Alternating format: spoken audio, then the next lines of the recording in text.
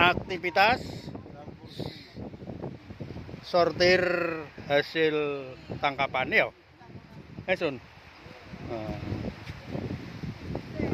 Ada yang besar, ada yang kecil.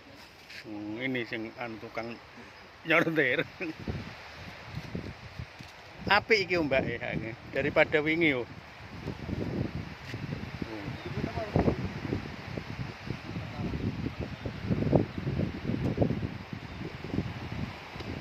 Kalau di Pantai Sowan selain bisa berlibur juga bisa langsung beli ikan hasil tangkapan yang baru saja tanpa bahan pengawet.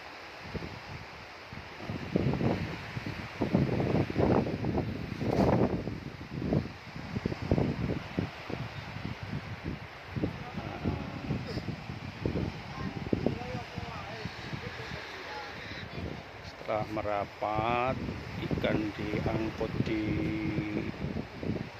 tepi, kemudian disortir. Harganya masing-masing berbeda tergantung jenis ikannya.